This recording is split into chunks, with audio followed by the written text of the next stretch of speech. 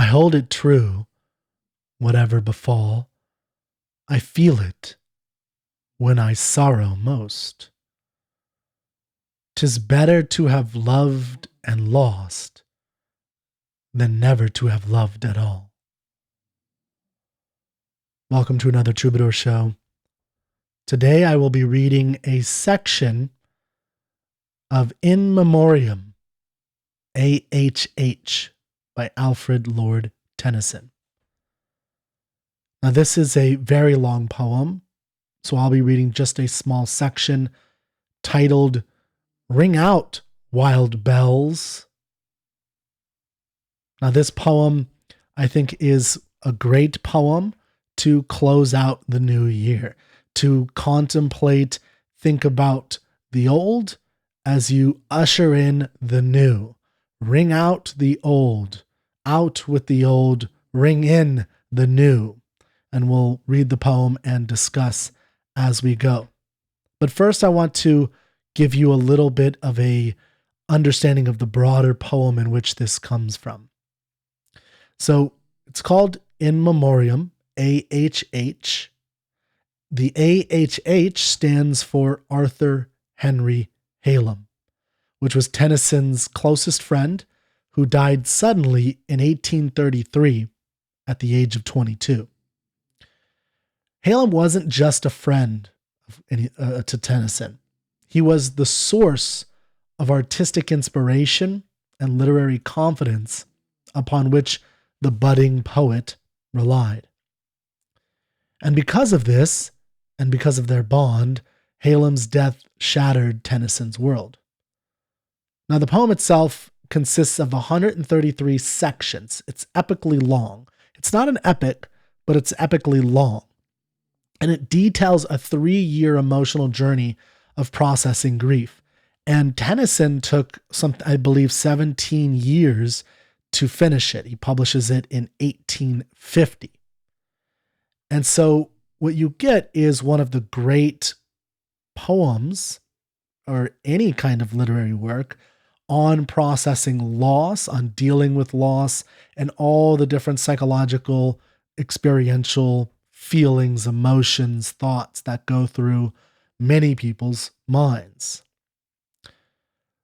So this is, I believe, a poem that everybody should read, the longer poem, which we will not be reading today, because it's a profound experience and it's important to deal with loss. And I think at the end of the year, it's a good time to reflect on that. But the poem we're going to be focusing on is one that is a little bit more optimistic. Now it's still Tennyson, so there's going to be a little bit of melancholy to it, I think.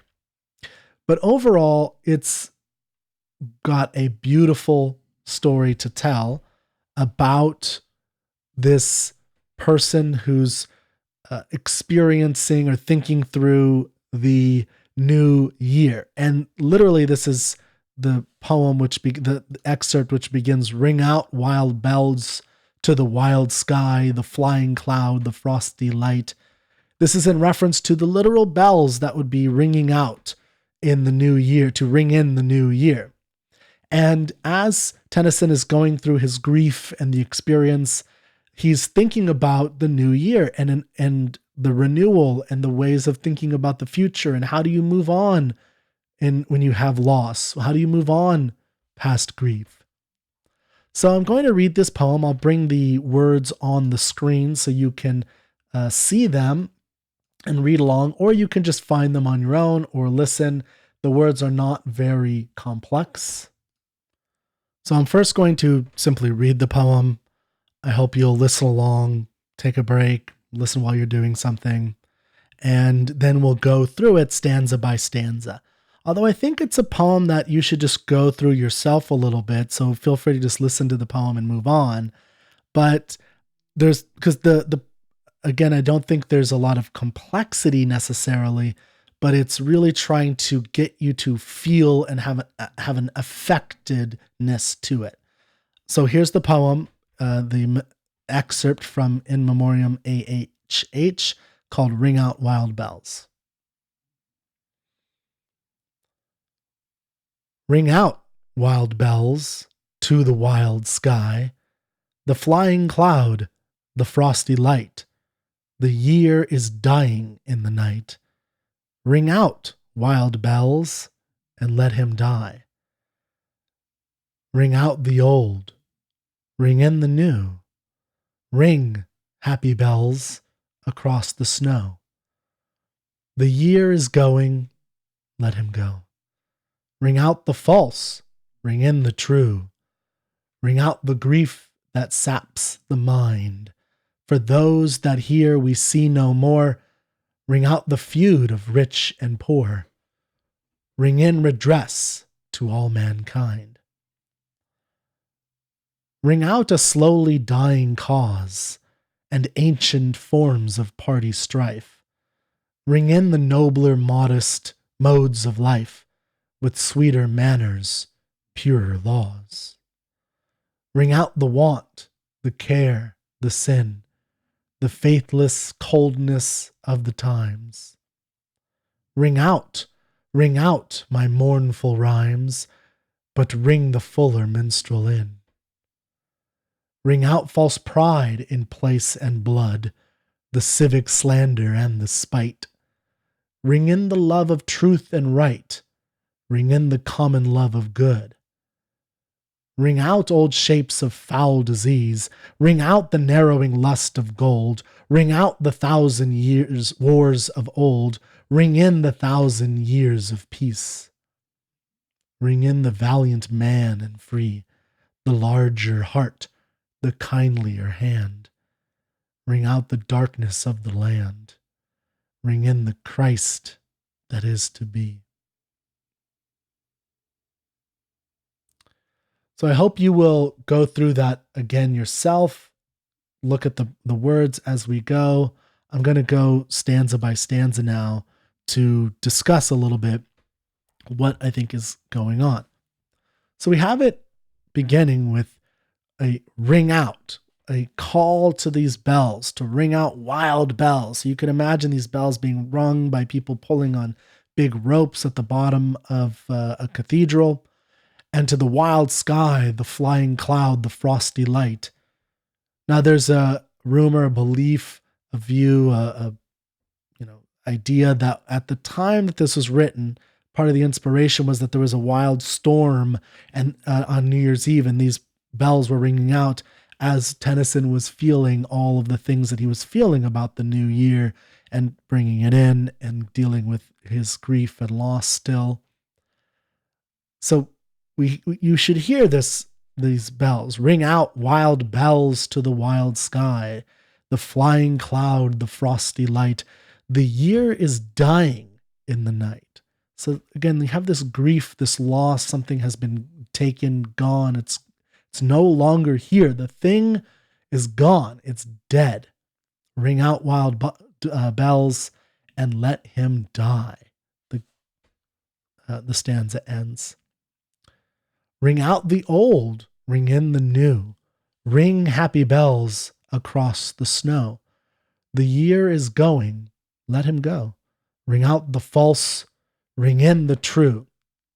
So now he's, of course, you can tell, I'm sure, that he's expanding the literal sound, even sight of these bells, but primarily the sound of ringing, ding dong. You should be hearing these in your head. And he's making them now mean something. He's bringing in the meaning of now what we're ringing out. And you can think of WRING, ring out, or ring out like bring out your dead, or like all different. I think all of those are being conjured in some way here. And he's saying, ring out the false, ring in the true. Well, what's the false and what's the true? Let's see if he goes into that. So the next stanza is ring out the grief that saps the mind. So if you've ever experienced a loss of any nature, whether that's the loss of a loved one being taken from you in death, or the loss of a loved one who, a wife, husband, girlfriend, boyfriend that's separated from you and you no longer are with that person, so a breakup. Well, there's a sapping of the mind. I'm sure you have felt that. Ring out the grief. So get rid of that grief that saps the mind. That's what it does. grief saps the mind, and we need these ringing bells to take over our mind, to think about the next stage of our lives, the next year. We're going into, I'm reading this at the last day of 2023, and we need that to ring it out, get it out of your head. For those that hear, we see no more. And again, I think in Tennyson's time, he's referring to literal death. So if you've dealt with that, that's part of it. Ring out the grief that saps the mind. For those that hear, we see no more. But again, I think we often lose, not everything has to be death all the time. I mean, if you're dealing with that, that's very painful and difficult. It also could just be the loss of a friendship, the loss of a lover, the loss of a relationship. Those are important too. Those losses matter. So ring out the grief that saps the mind. For those that hear, we see no more. Ring out the feud of rich and poor. So now he's getting into a kind of social justice type thing. This is 1850, and he's writing this in the mid 19th century during Victorian, or starting the Victorian era. But there's a lot of upheaval in Europe. We have these new, these ideals that are coming, and I think some of the ideals that they were fighting for in some of the revolutions that were popular or that happened in Europe for the last 50, 60 years, and a lot hasn't necessarily changed. So bring out the feud of rich and poor.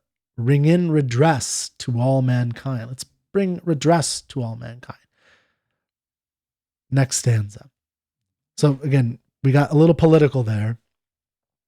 Ring out a slowly dying cause and ancient forms of party strife.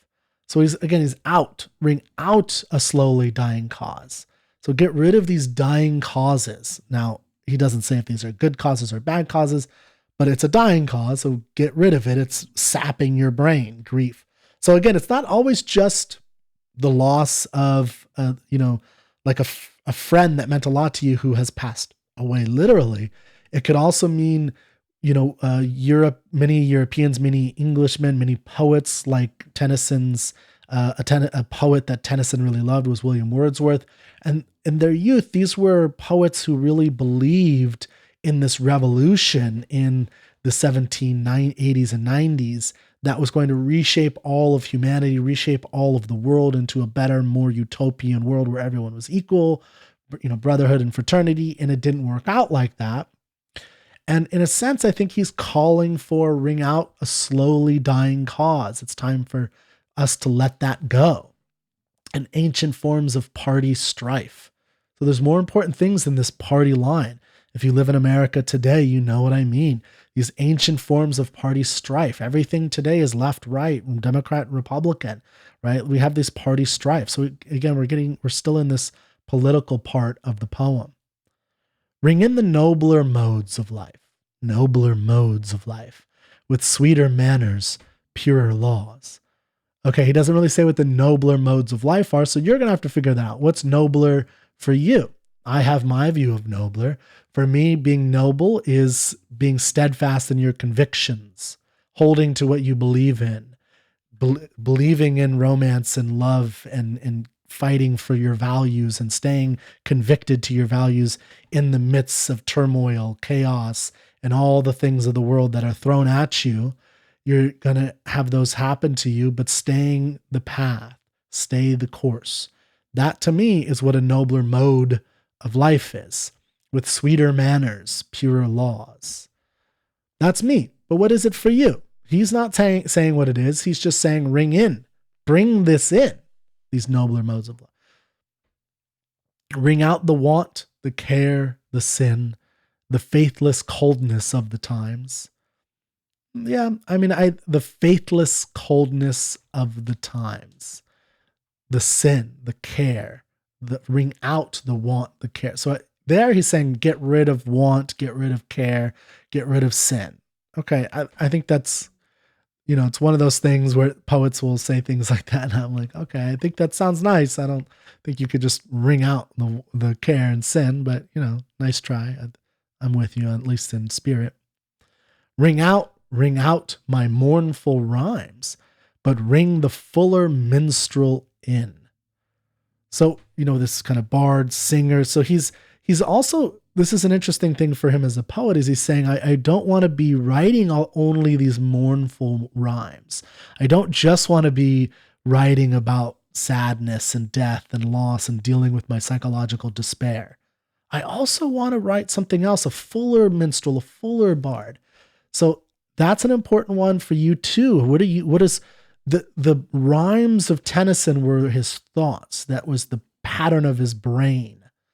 What's your brain pattern? What's going on through, what kind of modes of thought, mournful rhymes are echoing and reverberating within your brain on a regular basis? Well, ring them out. It's the new year. Ring out false pride in place and blood. So not pride itself, but false pride in place and blood. So to me, I hear a little bit of ring out this nationalism and tribalism and racism, the civic slander and the spite. So the stanza is ring out false pride in place and blood, the civic slander and the spite. Ring in the love of truth and right. Ring in the common love of good. Now, of course, he's a poet trying to evoke a certain feeling.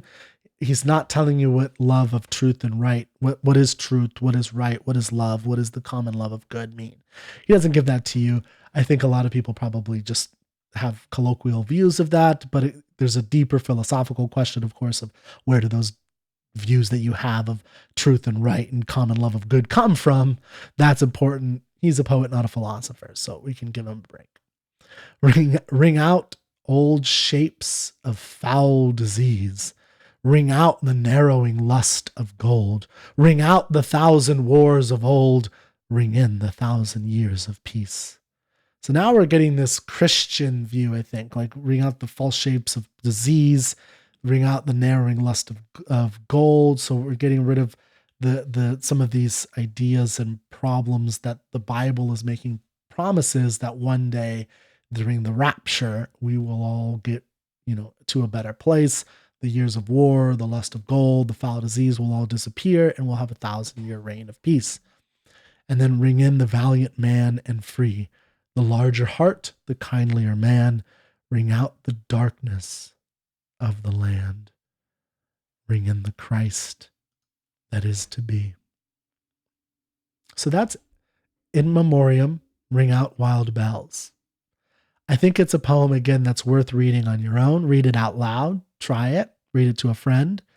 And I would really recommend, although I wouldn't recommend necessarily reading the whole poem out loud, but really recommend reading In Memoriam In Memoriam AHH by Alfred Lord Tennyson. And yes, it is very long. If you can read as much as you can out loud, I would do that, or whisper it or whatever, but just I would recommend reading through that entire thing, thinking about it. It's a poem that's worthy of contemplation, especially since loss is part of life. It's part of the change.